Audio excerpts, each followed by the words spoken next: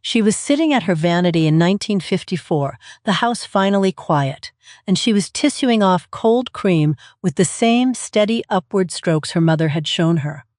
What she was doing in that moment was so simple, so cheap, and so effective that the entire modern beauty industry spent the next 70 years making sure you forgot it. By 1950, the post-war boom had arrived, and American families had more spending money than they had seen in a generation. Store shelves were full again. Advertisements were everywhere. But the women who ran those households had spent the entire 1940s making do with almost nothing, and that discipline did not simply evaporate when the war ended. They had learned, through genuine necessity, that a clean face and a set head of hair required very little. Prosperity changed what was available to them. It did not change what they actually needed. Here is the argument this video is going to make, and I want to say it plainly before we go any further. The iconic, polished, put-together look that we associate with 1950s women did not come from a complicated routine. It came from 3 or 4 items used with consistency and real skill. The complexity you see in a modern drugstore aisle, the dozens of serums and toners and targeted treatments, that was not beauty wisdom evolving forward.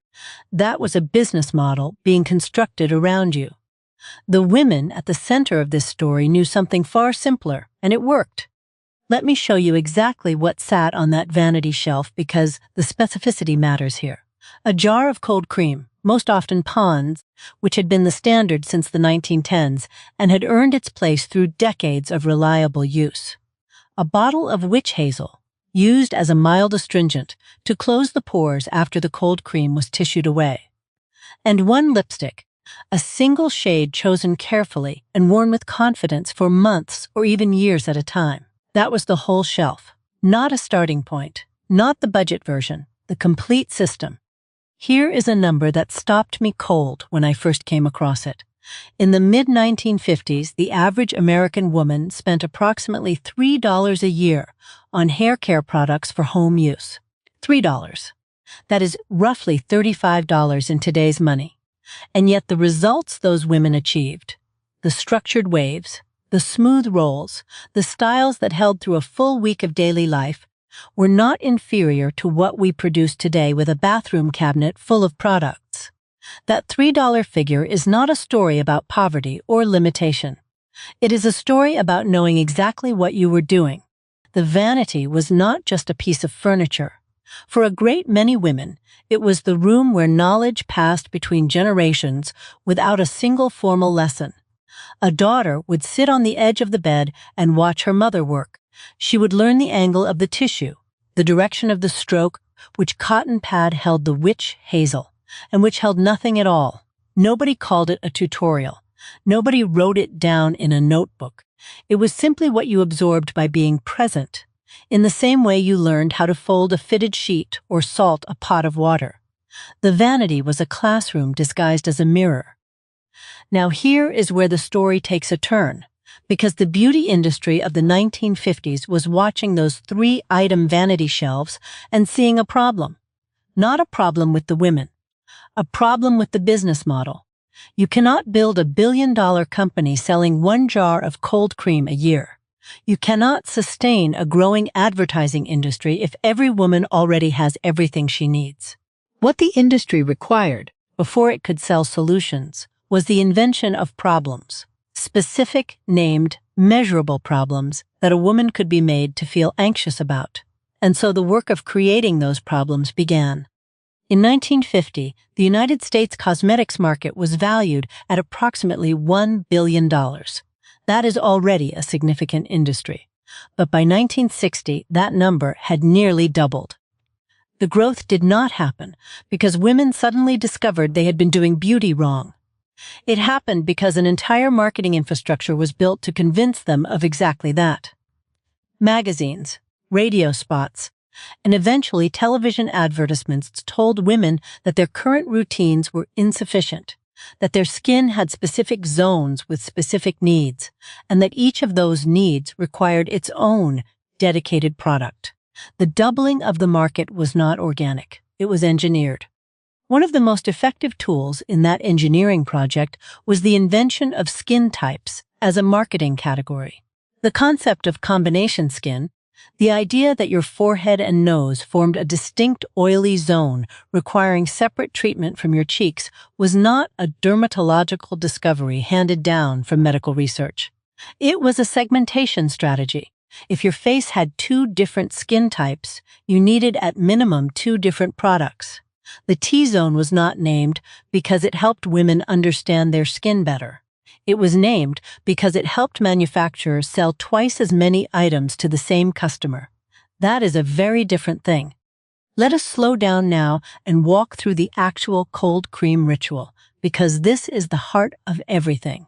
The step that the industry most needed women to forget, because it was so complete and so inexpensive that it left almost no room for anything else to be sold alongside it. The cold cream ritual was not complicated. It was deliberate, and the deliberateness is exactly what made it work. Every motion had a reason. Every direction of stroke had a purpose. This was not women going through the motions before bed. This was women applying accumulated knowledge to their own faces with real precision. Picture the scene. It is 1954, and the children are finally asleep. The house has gone quiet in that particular way it only does after 8 o'clock on a weeknight. A woman sits down at her vanity, and she opens the lid of her Pond's cold cream. The scent that rises is cool and faintly floral, a smell so specific and so consistent that it became inseparable from the idea of a woman taking care of herself. She pulls a single tissue from the box on the vanity corner, and she begins. This is not a luxury moment. This is a nightly appointment she keeps with the same reliability she brings to everything else in her household. Here is the rule that surprises people most when they first hear it. Women in the 1950s, particularly those who maintained the clearest and most consistent skin, largely avoided washing their faces with tap water, not occasionally, as a general practice. This sounds counterintuitive to a modern ear that has been trained to think of cleansing as the foundation of any skincare routine. But the logic behind it was entirely sound, and modern dermatology has spent the last several years quietly arriving at the same conclusion these women reached through simple observation and generational experience. The reasoning was straightforward and grounded in daily observation.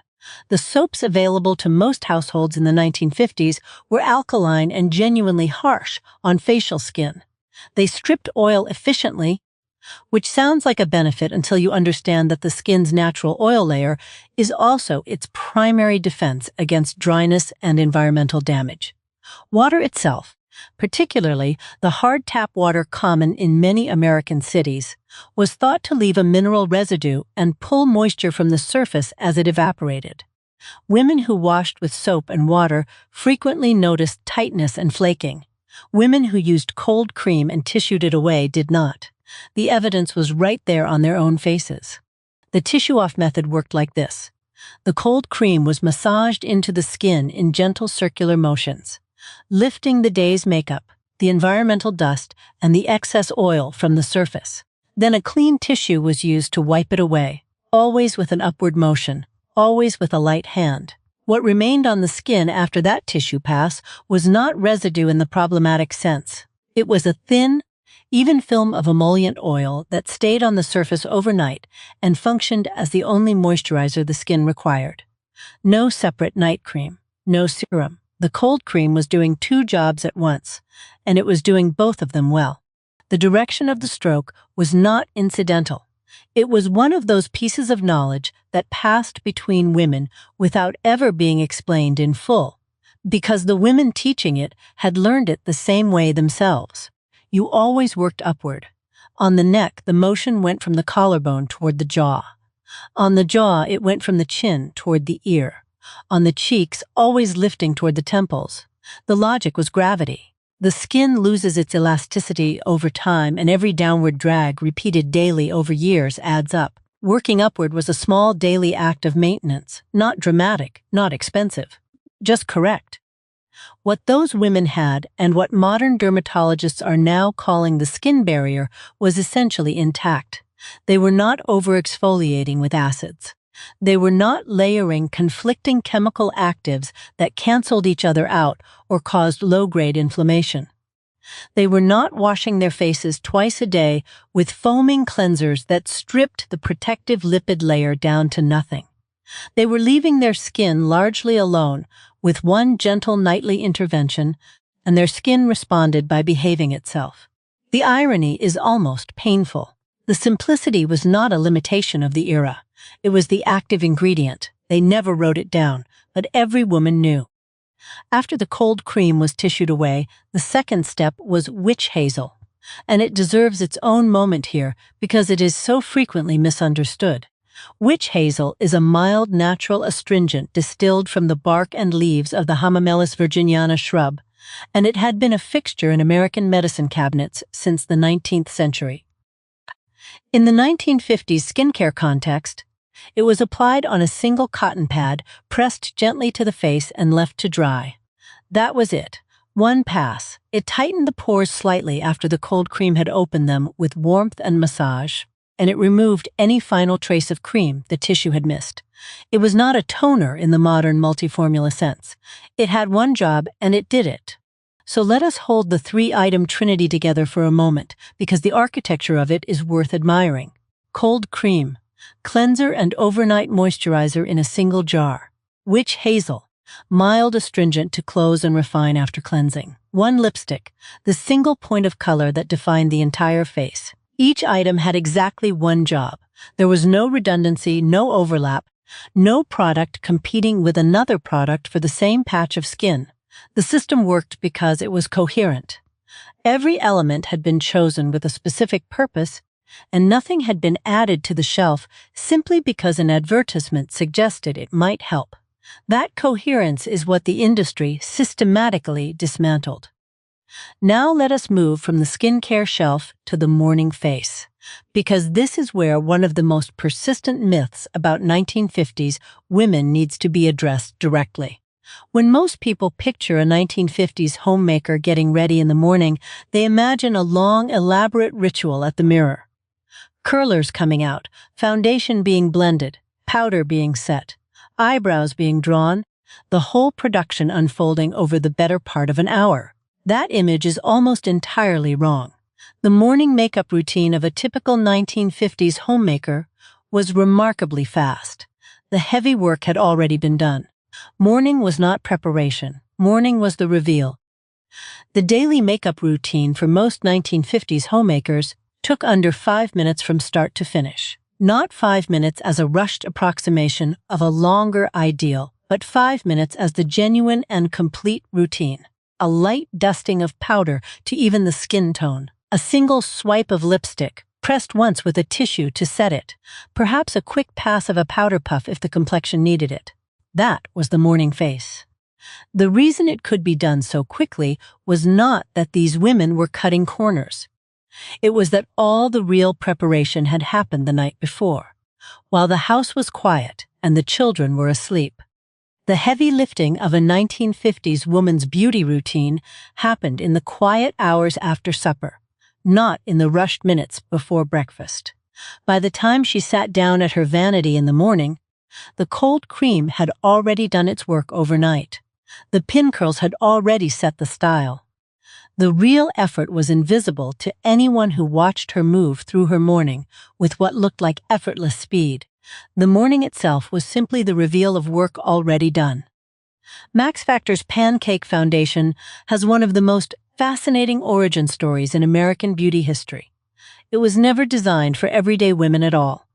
It was developed in the late 1930s specifically for Technicolor film, because the bright new color cameras exposed every flaw in traditional stage makeup. Pancake gave actresses a smooth, matte, completely even finish under those unforgiving lights. But women watching those films wanted that same flawless look for themselves, and by the early 1950s, it had crossed from the studio into the suburban bathroom cabinet. The technique for applying Pancake was not written on the box in any useful way. What the box could not tell you was the pressure, the angle, and the motion. You dampened the sponge just enough, not dripping, not dry. You pressed rather than wiped, working in small upward circles from the center of the face outward. Too much product and it sat in the fine lines around the eyes. Too little and the coverage was uneven. A light hand was everything. And a light hand was something you learned by watching someone who already knew. This is one of those places where the silence of the era speaks the loudest. There were no YouTube tutorials in 1954. There were no beauty school appointments for ordinary homemakers learning to do their own faces. The pancake technique moved from mother to daughter the same way a pie crust recipe moved. Through demonstration, through quiet correction, through a hand placed over a hand to show the right amount of pressure. A daughter watched her mother at the Vanity for years before she ever picked up the sponge herself. That was the classroom, and it was never announced as one. Every woman in the 1950s had one lipstick. Not a collection, not a rotation of seasonal shades. One. It was usually a red or a deep rose, and she wore it for years, replacing it only when the last of it was pressed up from the tube. That single shade became so associated with her that her family could identify it by sight. It was the anchor of the entire look, the one deliberate splash of color that pulled everything else together. Choosing it had been an event. Wearing it daily was simply who she was. Those vintage lipsticks did stay on through coffee cups and dinner conversations in a way that modern formulas rarely match, and part of that staying power came down to how they were made. Many red and deep-colored pigments used in post-war cosmetics contained heavy metals, including lead compounds, that we now know pose serious health risks. We can admire the glamour of those photographs without repeating the chemistry. The beauty industry has moved on from those formulations for very good reason, and modern lipsticks, whatever their other flaws, are genuinely safer. Some things from the past are worth reclaiming. The pigment formulas are not among them. After the lipstick came the powder, and after the powder she was done. A loose powder pressed lightly over the finished face set everything in place, took down any shine, and gave the skin that characteristic soft focus matte finish you see in every photograph from the era. The whole process, from the first pat of the damp sponge to the final press of the powder puff, took perhaps 3 minutes. The kettle had not yet boiled, the children were still finding their shoes, and she was already finished, composed, and ready for whatever the morning required. On that same vanity beside the cold cream and the lipstick, there was almost certainly a decorative tin of talcum powder. Women dusted it on after a bath, loving the cool, floral scent and the silky feel it left on the skin. It was as unremarkable a part of the post-war bathroom as a bar of soap. Today, however, we know that historical talc products frequently contained asbestos as a natural contaminant, and that exposure has been linked to serious health conditions, including certain cancers. Modern authorities have heavily restricted or banned talc-based body powders as a result. It was a daily ritual of its time, and it is one we leave firmly in its time. Skincare and makeup were only half of what made a 1950s woman's look work. The other half, the part that required the most patience and the most discipline, was her hair.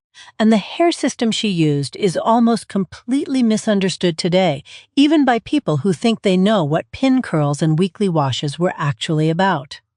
It was not a beauty shortcut. It was a carefully engineered weekly maintenance cycle that kept a style looking fresh for 7 full days, without a single bottle of dry shampoo, without a single aerosol can, and without spending $1 beyond the initial investment in a good brush and a box of bobby pins. The weekly wash was not a matter of laziness or limited access to water. It was a deliberate scheduling decision built around the social calendar. Most homemakers washed their hair on Friday evening or Saturday afternoon, which meant the set was fresh for Sunday church, for any weekend social engagements, and for the beginning of the new week. By the following Friday, the style had faded gracefully through its stages, and the cycle began again. The rhythm of it was so consistent that women planned around it without thinking twice. The wash day was as fixed as the grocery day. Picture a kitchen in 1956 on a Saturday evening. The supper dishes are done and stacked. The linoleum is cool underfoot. A mother is standing at the kitchen table with a rat-tail comb in one hand and a small bowl of sugar water sitting on the counter beside her. Her daughter is seated in a wooden chair, hair freshly washed and still damp, a towel around her shoulders. The overhead light is on because the evening has already gone dark outside. This is not a beauty salon. This is just a Saturday, and this is just what you did. The setting process itself was methodical and unhurried. The mother worked in sections, parting the hair cleanly with the rat-tail comb, then dipping her fingertips into the sugar water and drawing them through each section to distribute the solution evenly. Then she would wind the hair into a tight, flat circle against the scalp, working from the ends inward, and pin it there with 2 crossed bobby pins to hold the shape. Section by section, from the nape of the neck upward, until the entire head was a neat grid of flat circles, then a hairnet over the top, and the girl went to bed. The reason pin curls held for a full week comes down to a simple mechanical principle that has nothing to do with chemicals. When hair dries under tension, curled tightly against the scalp, the individual hair fibers set into that curved shape as the water evaporates. The tighter and flatter the curl, the more pronounced and lasting the wave when it is released. The sugar water or other setting solution added just enough surface coating to help the fibers hold their position without making the hair stiff or crunchy. The curl was built into the structure of the dried hair, not sprayed onto the outside of it afterward. The setting solution that went into that little bowl was almost never something purchased at a beauty counter. It came from the pantry. Stale beer was a common choice because the malt proteins left a light residue on the hair shaft that helped hold the curl without buildup. Sugar water worked on the same principle, a fine coating that stiffened just enough. Some women boiled flaxseed in water, strained it, and used the thick, slightly gelatinous liquid that resulted. Each of these had been passed along through family and neighborhood, tried and refined over years, costing almost nothing. The chemistry behind these kitchen solutions was simple and effective. Beer contains proteins from the malt and barley that coat each hair strand with a light film, giving the hair just enough stiffness to hold a curl shape while still moving naturally once the pins were out. Sugar water works similarly, forming a fine crystalline coating that adds body without weight. Boiled flaxseed water produces a natural mucilage, a gel-like substance that behaves remarkably like the synthetic polymers in modern styling products. None of these women would have described it in those terms, but the principle they were working with was sound. Once the pin curls were set and the bobby pins were in place, the last step before sleep was the silk scarf. She would fold it into a triangle, place it over the entire head of pinned curls, and tie it at the nape of the neck, or at the forehead, depending on her preference. The silk served 2 purposes.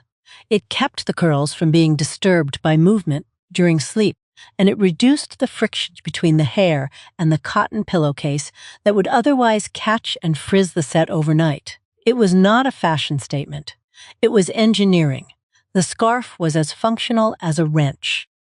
Let us be honest about what sleeping in a full head of metal bobby pins actually felt like, because the romanticized version of vintage beauty tends to leave this part out. The pins pressed against the scalp all night. If you moved in your sleep and a curl shifted, you woke up with an imprint in your skin. The net over the top added its own pressure. This was not a spa evening. This was an act of genuine endurance, performed weekly, without complaint, because the result on Sunday morning was worth it. Your grandmother did not have a simple beauty routine. She had a disciplined one. The 100-stroke brush rule has been repeated so many times that it has become a cliché, which is exactly how most people have stopped understanding what it actually was. It was not about vanity. It was not about making the hair shiny for its own sake. It was the original dry shampoo system, and it worked because of basic biology.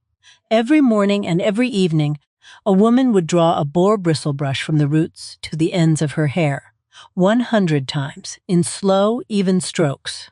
That repetitive motion was doing something very specific and very practical to the hair and scalp. The boar bristle brush works differently from a synthetic brush because the bristles are made of keratin, the same protein as hair. When you draw a boar bristle brush slowly from the scalp down the length of the hair, the bristles physically pick up the sebum, the natural oil produced by the scalp, and carry it down the shaft toward the ends. The scalp produces that oil constantly, and without regular brushing it accumulates at the roots, making them look greasy, while the ends of the hair stay dry and brittle from lack of moisture. The brush redistributes what the body already makes, using the scalp as the oil reservoir and the bristles as the delivery system. The practical result of daily boar bristle brushing was that the roots stayed cleaner longer, because the oil was being moved away from the scalp rather than allowed to build up there, and the ends of the hair stayed conditioned and soft, because they were receiving a daily dose of the scalp's natural sebum. Women who followed this routine consistently could genuinely go a week between washes without the roots looking greasy by Thursday. The brush was doing the work that a modern woman would now pay for in dry shampoo. Leave-in conditioner and scalp treatment serums all in one tool, used daily, purchased once. Think about what that one boar bristle brush actually replaced on a modern bathroom shelf. No dry shampoo spray, no scalp serum, no in-between wash refresher mist, no volumizing powder. One brush, purchased once, used every single evening for years, sometimes handed down to a daughter when the bristles finally softened past usefulness. The economics of that choice are almost impossible to imagine from where we sit in 2026, but they were completely ordinary to a post-war homemaker who had grown up during rationing and never quite lost the habit of making one good thing last. Then 1960 arrived, and everything shifted. L'Oreal introduced Elnet hairspray to the mass American market, and the aerosol became the new symbol of modern femininity almost overnight. The hiss of a spray bottle replaced the quiet ritual of the rat tail comb and the pin curl. Women who had spent years mastering the patient, disciplined art of mechanical setting were suddenly handed a can that promised the same result in 30 seconds. The industry called it progress. What it actually was, if you look at it clearly, was a subscription. You could not reuse a can of hairspray the way you reused a brush. The shift from set and brush to spray and freeze was not just a change in technique. It was a fundamental change in the economic relationship between a woman and her beauty routine. When you brush your hair with a tool you own, the industry makes nothing from you that week. When you spray your hair with an aerosol can, you need another can next month, and the month after that. The industry gained a repeat customer where it had previously had none. The disciplined homemaker with her pin curls and her boar bristle brush was, from a business perspective, a problem to be solved. The aerosol can was the solution they had been looking for. By the late 1960s, the marketing language had shifted in a way that was subtle but devastating to the older routines. Words like modern, scientific, and dermatologist-tested began appearing on product labels, and those words carried an implied opposite. If the new cream was scientific, then the old cold cream was primitive.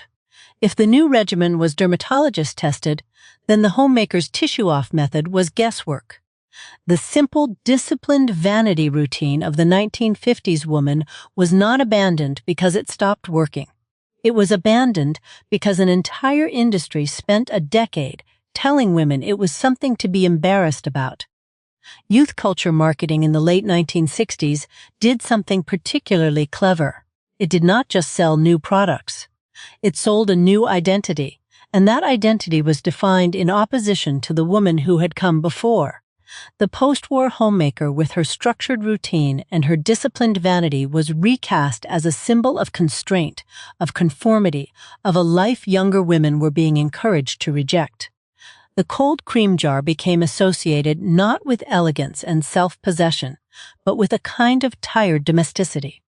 The industry understood that if you make a woman want to distance herself from her mother, she will buy almost anything that promises to mark the difference. By the early 1970s, the burial was complete. The three-item vanity shelf of the post-war homemaker had been replaced by a multi-step regimen that required a separate product for every surface, every hour of the day, and every newly invented concern. There was a morning cleanser and an evening cleanser. There was a toner, a serum, an eye cream, a day moisturizer with SPF, and a night moisturizer without it. Each product had been designed to address a problem that the previous generation had simply never experienced, largely because they had never used the products that created those problems in the first place. The industry had completed a perfect circle, and almost nobody noticed. There is a chapter of post-war beauty history that the mainstream industry did not just bury. It never acknowledged in the first place. While magazine editors were photographing white homemakers at their pawn-stocked vanities, millions of Black American women were maintaining their own parallel tradition of beauty knowledge, one that was just as disciplined and just as intentional, and in many ways far more technically sophisticated. It was passed down through families, through church communities, through the quiet Saturday morning rituals that never appeared in a national advertisement. And it deserves to be named here, clearly and without rushing past it.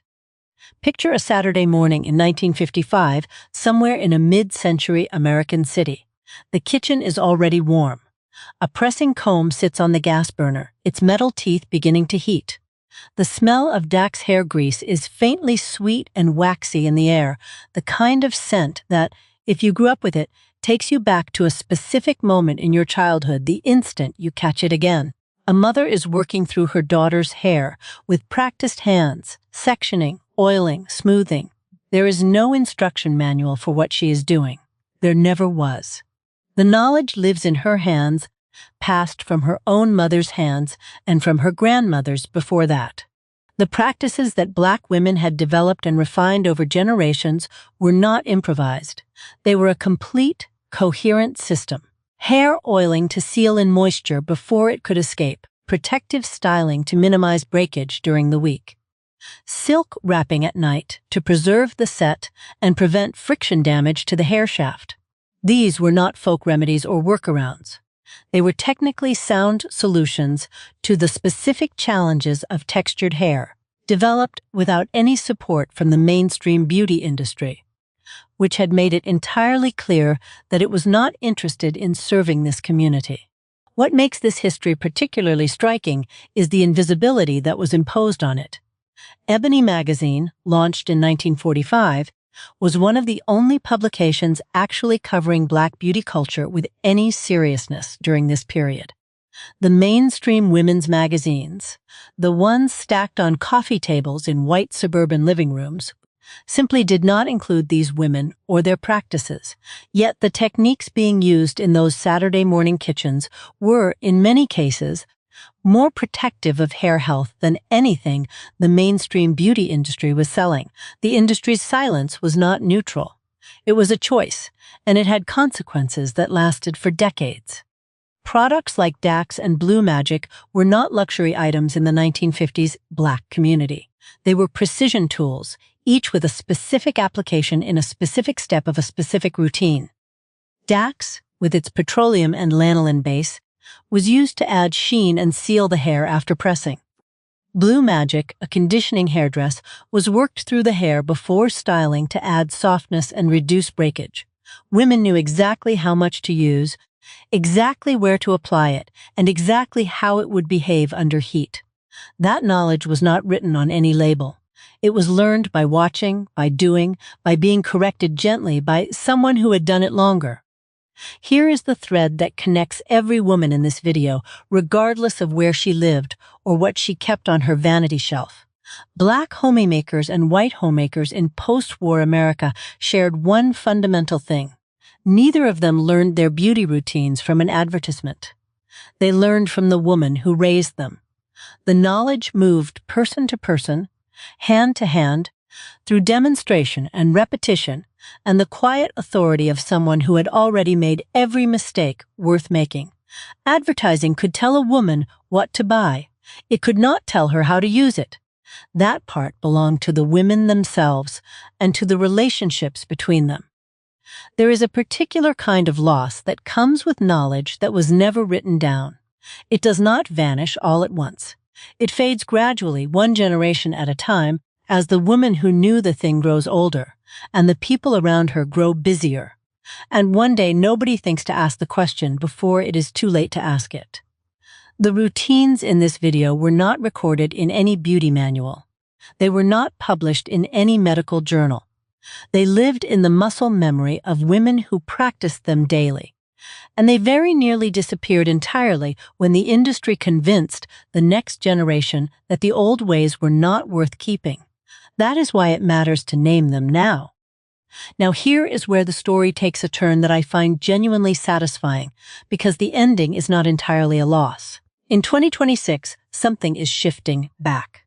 Modern dermatologists, the ones with the peer-reviewed research and the clinical trial data, are publishing findings that would have sounded completely familiar to a 1952 homemaker patting witch hazel onto her face with a cotton pad. The language is different. The terminology is clinical and precise. But the underlying conclusion is the same one those women had already reached through decades of daily practice. Doing less is almost always better than doing more. The term being used in dermatology circles right now is Skinimalism. And if you strip away the marketing language wrapped around it, what it describes is almost exactly the 3-item vanity shelf of the post-war homemaker. A gentle cleanser, or in the 1950s case, no water cleanser at all. A basic moisturizer, or in the original version, the residual film of cold cream tissued off at night.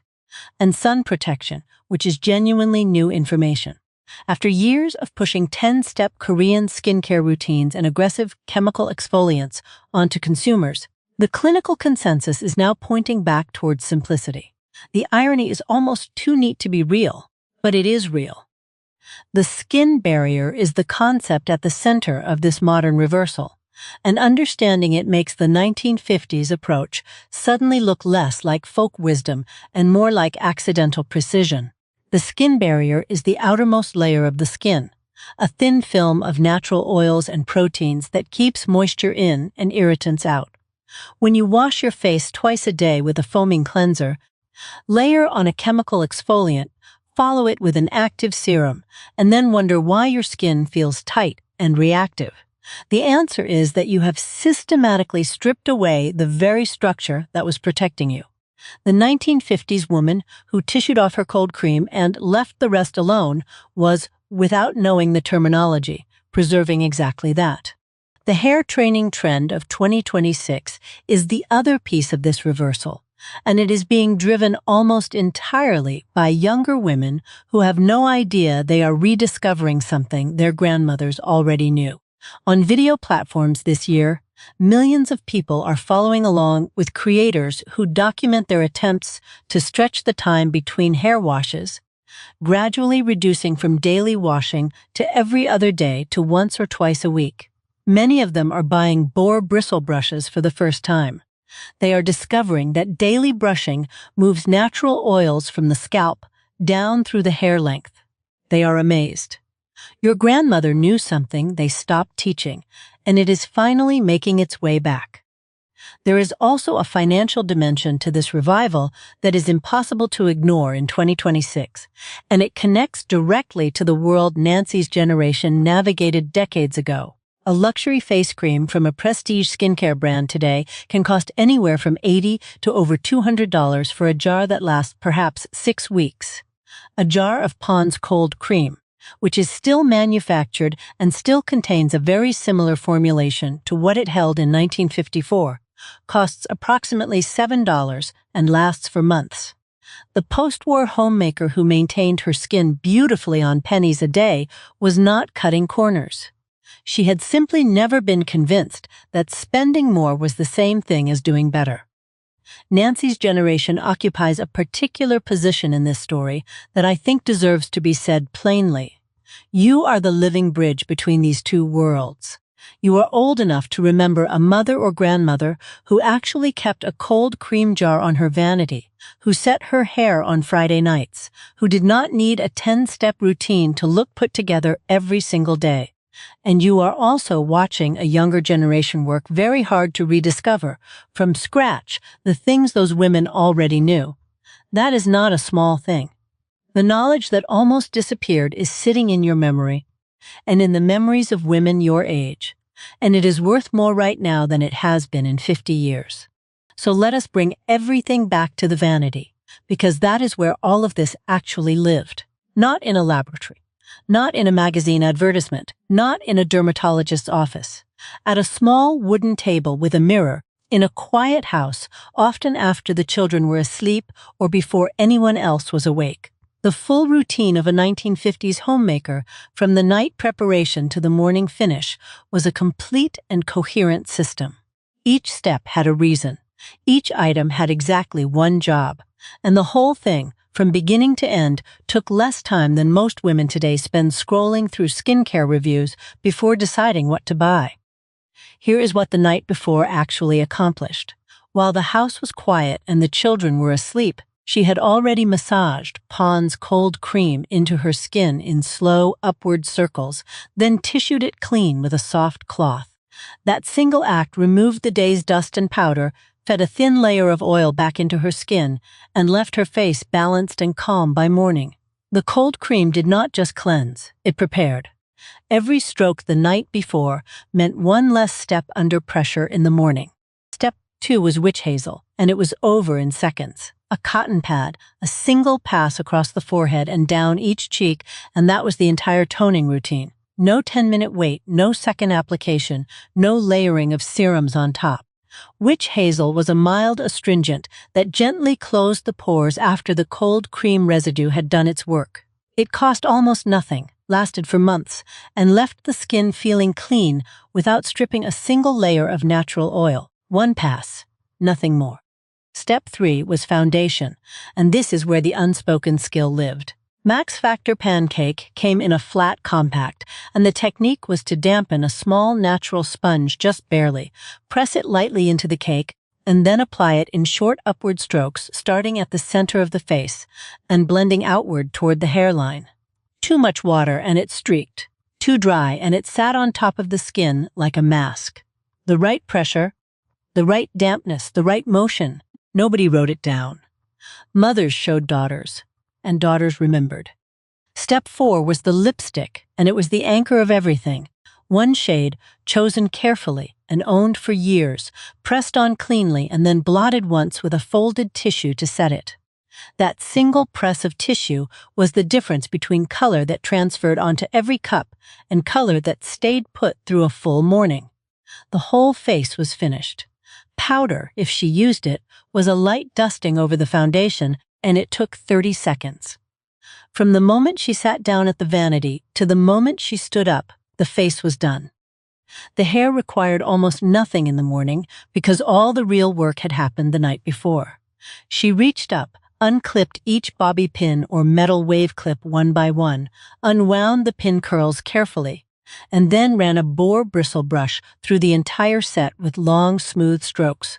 The curls separated into soft, structured waves almost on their own. If the set had been rolled tightly and the silk scarf had held everything in place overnight, the style was already there. The brush was just the finishing stroke, not the beginning of the process. Add it up, and the total time from sitting down at the vanity to walking out the door, including hair, ran under 10 minutes on an ordinary weekday morning. Cold cream had been tissued off the night before. Witch hazel took 30 seconds. Foundation took 2 minutes if she was practiced, which she was. Lipstick and powder took another minute. Unpinning and brushing the hair took 3 or 4 minutes at most. That was the entire routine. Under 10 minutes, and the woman who walked out the door looked polished, finished, and completely put together. That efficiency was not an accident, and it was not a compromise. It was a philosophy about how mornings belonged to the household and to the family, not to the mirror. The 1950s homemaker understood that her appearance was a form of daily respect. For herself, for the people she lived with, and for anyone she encountered. But she also understood that spending an hour in front of a vanity was a luxury her mornings did not have. The discipline of the routine was what made the elegance possible. Speed and beauty were not opposites. They were the same system. Underneath every one of these practices was a quiet philosophy that the beauty industry spent decades trying to bury because it was genuinely bad for business. The philosophy was this: maintain what you have rather than correct what you have damaged. Prevent the problem rather than buy the product that treats it. The cold cream preserved the skin barrier, so there was nothing to repair. The weekly set preserved the hair's natural oils, so there was nothing to replace. The discipline was the product, and you cannot sell discipline in a jar. The beauty industry needed women to feel perpetually behind. It needed the skin to feel wrong, the hair to feel unmanageable, the complexion to feel uneven, because a woman who felt behind would open her wallet. The 1950s homemaker, working from a 3-item vanity and a set of routines she had learned by watching her mother, did not feel behind. She felt competent. She felt finished. She moved through her day with a kind of quiet confidence that had nothing to do with how many products she owned and everything to do with how well she understood what she was doing and why. They never wrote it down, but every woman knew. That is the thing that strikes me hardest when I sit with all of this research. There was no beauty blog, no instructional pamphlet tucked inside the cold cream lid, no YouTube tutorial from 1954.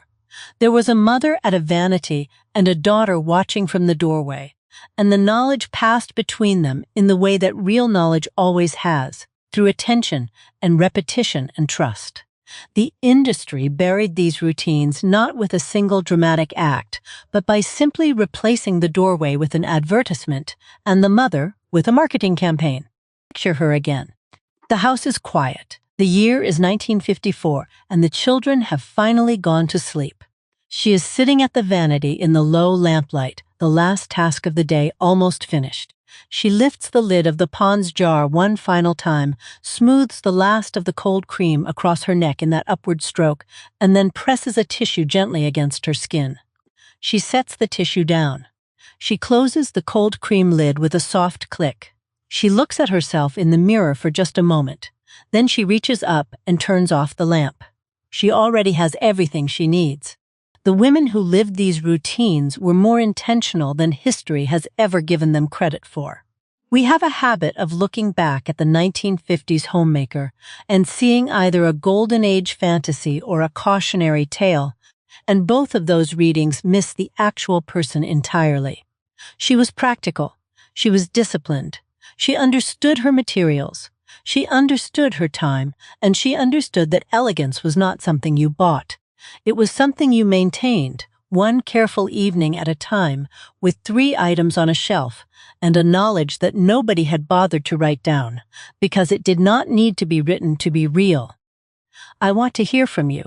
If your mother or your grandmother kept a vanity shelf, I want to know what was on it. Not what you think should have been there, but what you actually remember seeing. The specific jar, the particular scent, the lipstick shade she wore every single day for 20 years. Leave it in the comments below, because those details matter and they deserve to be remembered. There is a whole world hiding in what nobody said out loud, and sometimes the only way to recover it is to ask the people who were close enough to watch. Thank you so much for spending this time with me here at Clara's American Attic. Next time, we are going back to the kitchen, because the unspoken rules of the 1950s household did not stop at the vanity. There were quiet signals, daily rituals, and a whole set of habits that ran the post-war home like clockwork, and almost none of it was ever explained out loud. I will have that video ready for you soon.